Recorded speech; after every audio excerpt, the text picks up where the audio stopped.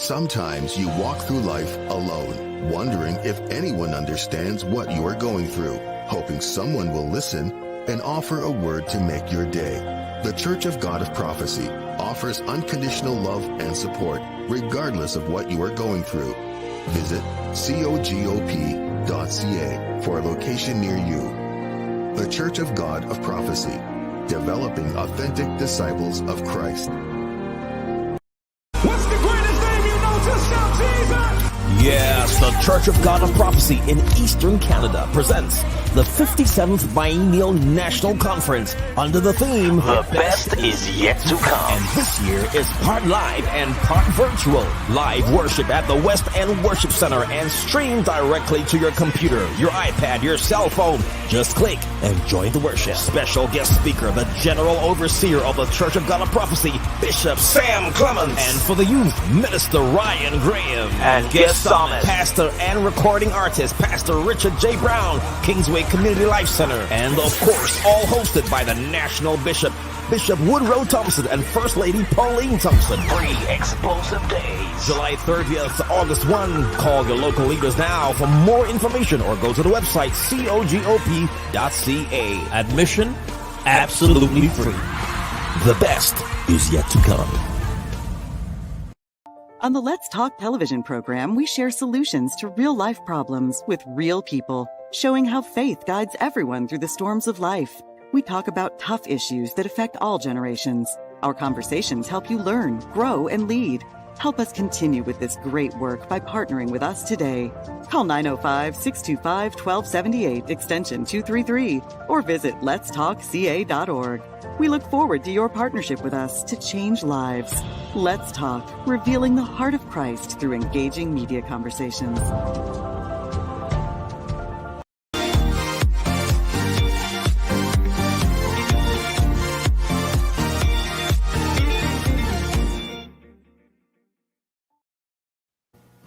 Welcome to another segment of Let's Talk. I'm your host, Woodrow Thompson. Our guest this evening has served in ministry for approximately 37 years. He graduated from Tyndale University College and Seminary with a Master of Divinity degree. He's president and lead pastor of the First Baptist Church in Toronto. He's also a Toronto chaplain, Toronto Police Chaplain, and Centenary Hospital Chaplain. He's one of the board members for the Canadian Black Clergies and Allies. He has been married for over 30 years with 2 postgraduate children. He's an experienced musician, accomplished speaker, and master of ceremonies at multi-faith events, a participant in spectator sports, basketball, tennis, swimming, and guess what? He's also a golfer. We'll talk more about that. My guest is none other than Reverend Wendell Gibbs. Welcome back to Let's Talk, my friend. Greetings and thank you so much. Good to be with you, my brother. Good to have you. How's your wife, Roselle, and your adult children, Brandon and Brittany, doing? They're all doing well. They're grown adults, so we are becoming the children now, the parents, and and the kids are telling us what to do. It's been a tough 16 months. Of course, we're home. They're all working from home. My daughter works in a nursing home in Durham. I work here and there in ministry back and forth, but my wife and my son, they work from home. They both had COVID experience about 2 months ago, but coped well. And we were in quarantine and did very well. But now we're double vaccine, so we give God thanks for bringing a solution to the cause of this evil pandemic, and we have done well overall. Ministry has gone well, and family's doing well. Thank you. Very good. Glad to hear that. Now, you're the pastor of the very first Baptist church, which it has been around since 1826, and it's the oldest Black institution in the city of Toronto. What is it like pastoring a church with that distinction, especially in the 21st century? Well, it comes with a lot of baggage, because some of the folks are still there from 1826. At least some of the mentality may have been there. But in the last few years, we have recognized much more of coming out, exposed to the outward community and serving as a local church and relevant to society as well, as opposed to holding on to our past baggages. And heritage is important for us. Absolutely. Right. It's what established us to where we are, but also recognizing that the gospel comes first. And I think I remind you the first time I was with you that when I came, I told them Jesus has more history. So let's get over ours. We've only a couple hundred years. We 195 this year. When I came, we were, I think, 183. And I Right. told him Jesus has over 2,000 years of history. So let's work on that. So we have evolved to where we are. When we open the Word of God, expose what the Jesus story is and how he was relevant to his culture, how do we become with the same principles relevant to our culture with the same gospel message? And I'll tell you, my brother Bishop Woodrow, downtown Toronto, as you know, it is a challenge because we are exposed to all different kinds of morality and immorality that we have to challenge and balance with. Right. Now, we were just talking before we came on air that most churches have vacated the inner city. They don't want to be a part of the city. But I want to commend you guys that you're still in the city and still bringing ministry. And just to explain to our viewers, you can explain that when I talk about ministry, I'm not just talking about within the four walls, because you guys are doing great work in the community. Tell us some about that. Yeah, well, one of the things that we first decided to work on when I was there 12 years ago, and most churches, we do hold on to our doctrines. And we don't open the word and see what the Hebrew and the Greek is telling us in relevance to wearing pants, wearing makeup. All these factors are all human based on our doctrines. But when you open the word of God and see how it's relevant to us, it's whomsoever. And it's whomsoever outside the walls, because the church is supposed to be a hospital where people come in to become healed and transformed and delivered. But if we stay internalized for too long, then you end up exploding amongst yourself. And that's what we experience, fighting for entitlement and power and who's the deacon and who's the chair and who's in charge and who's been here long enough. But when you expose yourself to the outside world, people can come in just as they are. Pants long, pants short. But they're coming for the grace of God, which is internal to their soul's experience, much more so than the external. Because raising hands and speaking in tongues doesn't mean that you're a follower or a righteous person in Christ, right? God is the one who knows the intent of the heart. So we've exposed the walls, and by exposing the walls, now we remove some of those stigmas of how you dress and how you look in particular. Because downtown Toronto, we're in Chinatown. Actually, we've been there for 195 years, as I mentioned. The first spot we were at was Victoria and Queen, which is where St. Michael's Hospital is right now. We were the first building there, and they're planning on putting up a plaque in our honor because we were the first building before they took over in 1841. And then we moved on to University, where the Shell company was. And now we're at 101 Huron, where we are for the last 65 years. So we're familiar with downtown. We've seen the transitions. I'm only there 11 years, but we've seen the transition of how the homeless and how the drug addicts and how the immorality has invaded downtown Toronto. And dare we feel that we should leave, we feel that we should be like Jesus. We should be among them with light and salt, and to embrace them for who they are, but to be a model so they can be transformed from our life's experience. They can see and model theirs as well.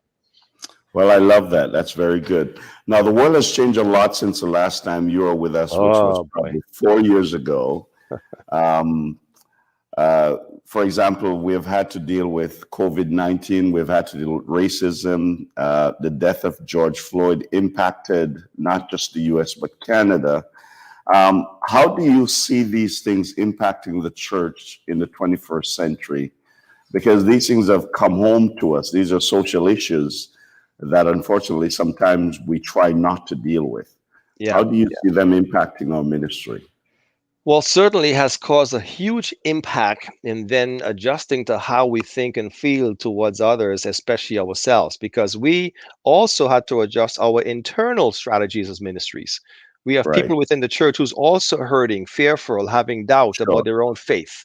So more than just reaching on the outside, I think in the last little while, in this case, we've had to strengthen the inside as well, strengthen our own followers and believers and how we live out our faith in the midst of pandemics. And when I say pandemics, viruses and anti-racism and the hate that's going across the world right now, downtown Toronto with the agenda of the gender. Yes, you know what I mean, right? And having to go through all of that. And so we've had to rethink how we can be just loving as Jesus without too much judgment on the other person, and finding a place of grace that can embrace others to come alongside and learn how to walk in greater faith. Because the storms of this life is a reality, like we spoke about today. right? The Right. storms of life is a reality. But for a believer, there is hope in the storm, that Christ is the one who brings that hope of giving us relief from being impacted by the storm. For a non-believer, they stand there in the storm with no hope. But we can Right. stand in the storm and have the peace and the calm in our souls and invite others to recognize that storm as well. So the church, we've had to reshape, as you know, online, live stream like ourselves. You had to readjust that for ourselves. No in sanctuary and fellowship anymore. So we've had to learn how to embrace that virtually as well. And then when the anti-Black racism came about as a reality for us with the George Floyd, we too had to find a way to, first of all, not become hateful and judgmental Right. for how we have had to face this forever, and find means now to make sure our allies recognize and share in this journey we're on together. So we've had to deal with this because we have Nova Scotian culture, African culture, we have American culture, we have West Indian culture, all mixed in, but we're all Black. Right. And we're all facing so many other cultures coming alongside of us. So we've had a good journey as a church, but I think as a global community, the church is alive and well, because all of us, Bishop Woodrow, is now exposed to the global world, which truly is how the Church of Jesus Christ functions. Are we making an impact together? That is true. Now, when George Floyd was killed, there were protests from around the world. I think it's the first time that we've seen anything like that. Yeah. How do you think his death impacted the way racism is viewed here in Canada? Well, George Floyd didn't only impact the Black race, he impacted every race. Right. Because now we're recognizing the hatred across Asians, the hatred across First Nations, indigenous peoples, all right? Hatred against religion now, where Muslims are also being targeted. And sadly, you know, we can't assume that we are part of this because that's not Jesus. You know, he came unto his own and his own received him not. He went to the Republicans, he went to the sinners, he went to the adulterers, and all of them he embraced with love. And unfortunately, his very own high priest and the temple rejected and refused to accept the fact that he was embracing this world for whom they are, you know. So George Floyd raised the bar. He raised the bar. First, I put it this way, okay? It seems like we were in a movie all along. But the spotlight is on now. And George Floyd put the spotlights on the subtlety of the darkness of hate and racism. And the reality is it's exposed all of this to us now. We've never seen, every state in America was protesting. The good news is, Bishop, in this generation, with your children, my children, who are much more exposed to a multicultural world, we saw the protesting on like the civil rights movements in the 60s. We saw much more a diverse, multicultural race marching for justice, marching for what is right in society. It's our leaders, our presidents, our prime ministers, and those in higher powers. They got to pay attention because systemic racism is still a reality. And the deflection we're seeing today compared to George Floyd a year ago, the deflection now is everybody else is jumping on the bandwagon. Isn't that true? Right? So the Asians are on the bandwagon now. The Muslims are on the bandwagon now. No, I wouldn't say First Nations, because we gotta side with them even more, because if we think Blacks have had a rough time for 400 years of slavery and ongoing racism, what about our indigenous people and our First Nations? And we've had an evangelist in our church last month speak on a Sunday morning about the issue, and we are working towards finding a way how us as a local ministry can become participants in the solution for our indigenous people. Not just to say we are sorry, but how can we find a way to integrate and become part of the programs with them, so we can help elevate them for the same struggle for us as Blacks, how we can elevate so we can bring change against the systemic racism in our society, economically, socially speaking, in every aspect of our society. How can we break down those dividing walls? And I pray that George Floyd is just the beginning of us causing us to raise awareness to what's going on right now. Very good. I like the fact that you talk about the First Nation people and what they're going through, and I agree with you. Well, we're having a fascinating conversation with my friend, Reverend Wendell Gibbs. We're going to take a quick break. At this time, we'd like to bring to you the Urban Report by Sharma McDonald. Please don't go. We're going to continue our conversation. Let's look at the Urban Report at this time.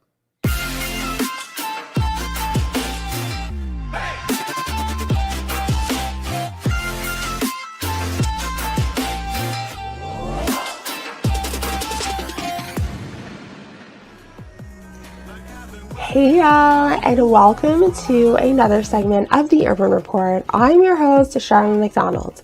I am always thrilled to introduce or reintroduce Canadian Christian artists doing amazing things in the community. We have so much talent in Canada, and we need to do all that we can to celebrate and uplift these artists. So definitely look out for more Canadian artists to come. That being said, I present to you today an artist that goes by the stage name Drew Bex. His real name is Dennis Dunkley, and he is a Canadian hip-hop artist and record producer born and raised in Toronto. I just find that it is so amazing that even though he didn't have any formal training, he always had that musical ear, as they say. Maybe because growing up he was exposed to his mother always singing around the house. But sadly, at the age of 7, that beautiful singing would come to an end when his mother got killed in a car accident.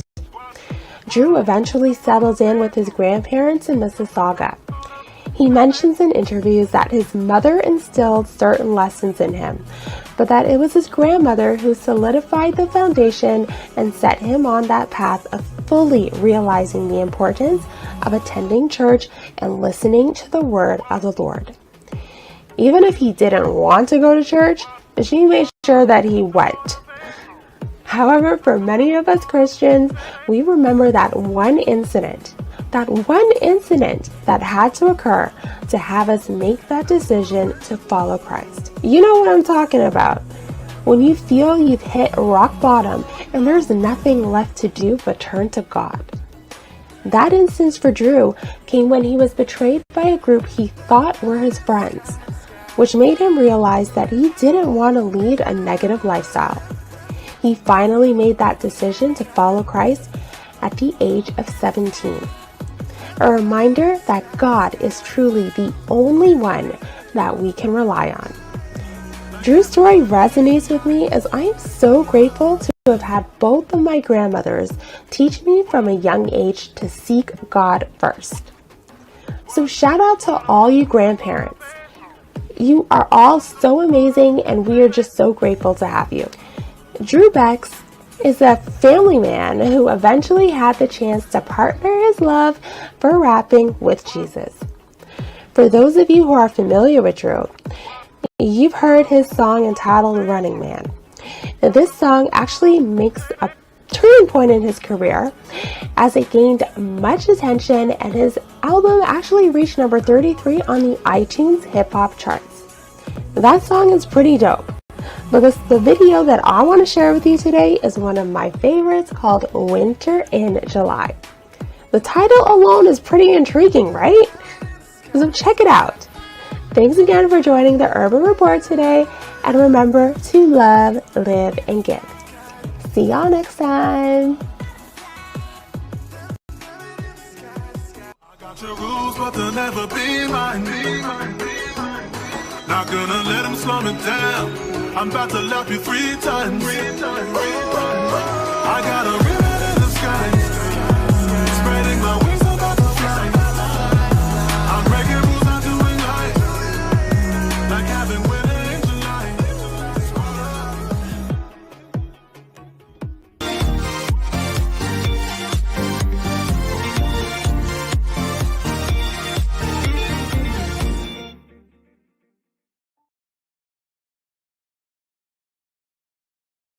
Wendell Gibbs. And Wendell, just before we went to the break, the Urban Report, we talked about Muslim. And on June 6th of this year, Canadians were horrified to learn that a Muslim family of 4 died after they were run over by a pickup truck. My Lord. The lone survivor was a 9-year-old Faiz. You attended a vigil for this family. Yes. Now, they're Muslims, you're a Christian. Why did you think it was necessary or important to attend that vigil? Because before we are religious, we are humans. Very good. And if the whole world could recognize that we are God's creation, Right. God made us all in his image. Man has taken, religion and turned it into a multifaceted religion where there's 32,000 religions. Did you realize that, Bishop Woodrow? Right? 32,000? There is 32,000 religions, my friend. Well, Can I you believe learned that? something today. I didn't know that. You know, but that includes everybody: Hindus, Muslims, Yes, Buddhists, and then yes, I understand. Right, from the Christian faith, evangelicals and Orthodox and all, even from the original Judaism in the first right. in 80 when Christ came on the scene, there is now thousands that has split off from the Anabaptists and the Methodists and the Right. Mennonites and the Presbyterians Sure. and the Church of God of Prophecy and the Baptists and so on, right? Yes. Oh, yeah. So, but you put all that aside and you go back far enough beyond all these different religions, and you will see it's just about humanity, and it matters. It matters because I am not here to necessarily kill my fellow human because it's a difference of opinion or a different belief. Correct. But we have Correct. created such hate in the world, and our nations Yes. and our leaders have caused such hate that it filters down to our regular society of peoples and the grassroots people, and we don't recognize we're only following a man's doctrine. Because I believe Right. Jesus did not come to kill. He came to restore. When you take the word race that has caused so much divide, the Tower of Babel Right. in Genesis chapter 11, the evolution of the people of Israel, believing that they are the best, when really and truly since Jesus Mhm. came, he showed we were all equal in the Matthew story of neither Jew nor Greek nor Gentile. But in all of that, when you take the word race, if you don't put the word G for God in front of race, you will always have a problem, because the Oh, world needs grace. It yes. needs the God, the supreme being of creation. So I felt it was important that regardless to what life is being lost, it doesn't have to be a black person from slavery and Right. lynching and murder. It doesn't have to be an Asian person who's been punched or kicked on the street. It doesn't have to be buried children from our indigenous people from many, many years ago. We need to have a heart of Jesus who cares for people no matter what, right? It matter, even for people who are gay and homosexual. Right. First it was LGBTQ.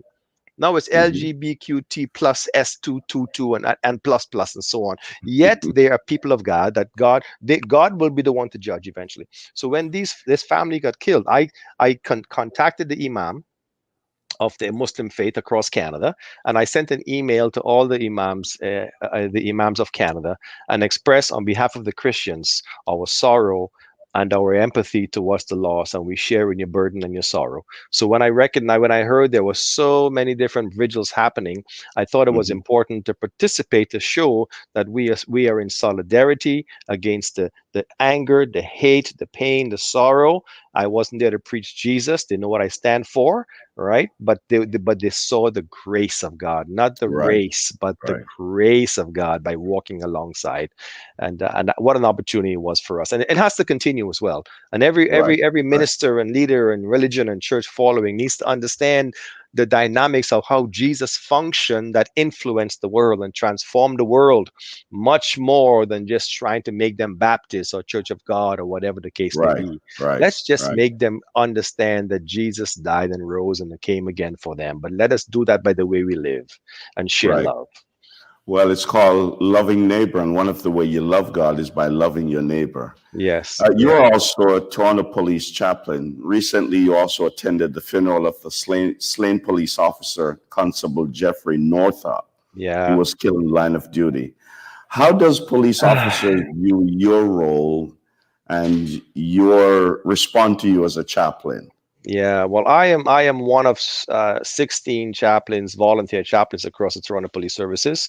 Right. I serve two particular stations, 52 Division downtown, because our church is downtown close to them, and the Right. one close to the beach is 55. I'm seen as a command, because of the level of respect they gave to us as clergy, but I am Right. there to represent us as faith people, not so much Right. as a Christian, but as a faith person, because a Right. Muslim may want my support. A Of Hindu course. officer may want my support, but Of course. many of them, of course, are also having Christian faith. And what I offer to them is just my presence and my spiritual support and counsel. And I'll tell you, Right. Bishop, without exposing too much, I was there almost every day that week last week when Officer Jeff was murdered, and I was there with the platoons inside the station, as I have access to those things as a police chaplain. And Right. I'm telling you, we cried. I can imagine. Yes. Big, strong police officers carrying guns and uniforms cried. I was the third officer at that particular division who was murdered. And as you may have known, 10 years ago, one was run over by a snowplow. Yes, I remember was, that. Yes. That was Yeah. Russell. But they recognize us, Bishop, you and me, in our calling of spiritual care, spiritual love towards them, walking through the station, embracing others, one-on-one conversation, sometimes of counseling. I'm doing a wedding next month for one of the officers. I did a couple of funerals in the past, and I did the one on Monday night. Monday afternoon. I was there for Jeff. I was the one who led the casket with the officiant, Bill, who was an Anglican priest. I was one of the officiants, and I also got a chance to share and offer a prayer. And I also led the casket out of BMO as well. What an opportunity! Not so much for being anything less than just having a presence that God is with you. He is your comfort. He can be your comfort in the midst of your anger and your pain and your suffering that you're going through. Because here's the thing. The officers in their uniforms, we are quick to judge them based on what media is telling us. We forget that these are human beings with families that they have to go home to safely. And I'm telling you, every wife, every spouse, every partner, every children of every officer in every station is concerned and fearful for their own, I should say husbands as well, because there are many female officers. So even their husbands, all families for that whole last week, my friend, all families were concerned for the safety of their own spouse, father, uncle, whatever the case may be, going out in the community. Just as the Muslims was just exposed to the uniform, the way they were dressed and ran over, an officer in his uniform, and when I'm in my uniform, I'm also judged based on what I'm wearing on the outside. But if I can encourage your listeners, folks, behind the uniform is a person with family, same concerns and fears as we have as well. And I recognize that there is obviously, some officers who are, on the fringe of perhaps questionable in their service, and we can talk about it if you want, because I got a perspective for you as well. We are much more better here in Canada than we are in America in terms of law enforcement and how they treat our community. But there is a percentage of them who definitely needs to be challenged. And as you heard, just the report has been happening right now. The chiefs of all the different divisions across Canada is now challenging our leaders in our federal government to give them the right to fire and to remove officers who are questionable without I agree pay. with that. Without pay. And thank God for the chiefs and our own chief Rama, who's hearing and listening and championing the cause to bring about the change we're hoping for our community against law enforcement. Well, I'm glad you covered that, because one of the things I was going to ask you, as someone who worked closely with the Toronto Police Services, sometimes when we hear these things from the media about defunding the police and all police officers are bad and racist, sometimes it's really disheartening. Because you're correct. We have good police officers. I know police officers who are Christians and who have dedicated their lives to serve and to protect. And so sometimes it's disheartening to hear. And when they talk about defunding the police, almost like they want to get rid of the police services, which is ridiculous. And the first person we call when we're in trouble, Bishop Woodrow, they don't call you. They don't call me, Bishop Woodrow. We get called after the fact, right? We call 911, which is police, paramedics, and the EMS and fire. We need to respect and care for them with love and appreciation, because they are going to the front lines. They're running to the fire. They're running to the violence. They're running to the shootings when we're running away. But let me just encourage everyone with that, because look, there are bad officers. Okay? Yes, we know that. There are bad pastors. Yes, of course. There are bad doctors. Of course. There are bad deacons. Yes. In fact, so society, there's 5,000 officers in Toronto. 5,000. Right. Okay. Now, in society, I tell people, in society in general, in our life that we live in here, we generally, I would say, about 10% of society is on the fringe of being questionable with their behavior, the bad behave. Maybe they're in doing wrong stuff and should be incarcerated or be challenged. So there's about 10% of society who's probably, some kind of a criminal activity or whatever.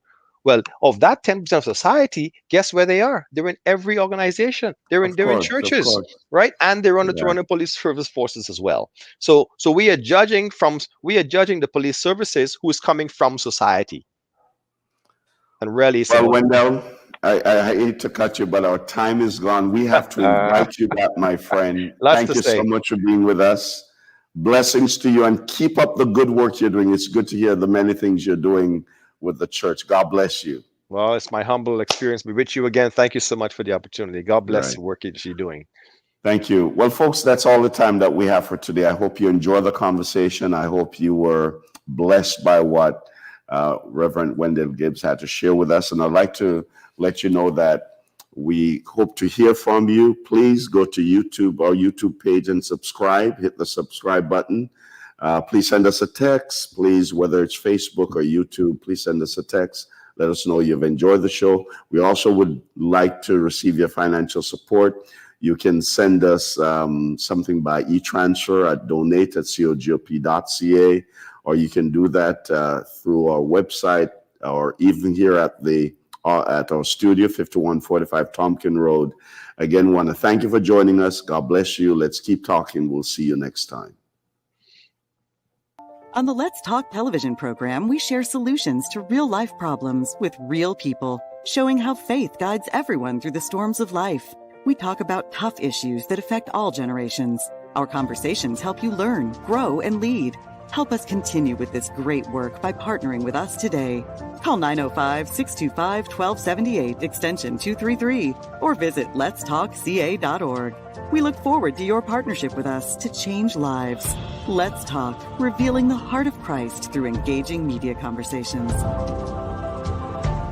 What's the greatest name you know? Just shout Jesus! Yes, the Church of God of Prophecy in Eastern Canada presents the 57th Biennial National Conference under the theme The Best is Yet to Come. And this year is part live and part virtual. Live worship at the West End Worship Center and stream directly to your computer, your iPad, your cell phone. Just click and join the worship. Special guest speaker, the General Overseer of the Church of God of Prophecy, Bishop Sam Clements. And for the youth, Minister Ryan Graham. And guest psalmist, pastor and recording artist, Pastor Richard J. Brown, Kingsway Community Life Center. And of course, all hosted by the National Bishop, Bishop Woodroe Thompson, and First Lady Pauline Thompson. 3 explosive days. July 30th to August 1. Call your local leaders now for more information or go to the website cogop.ca. Admission absolutely free. The best is yet to come.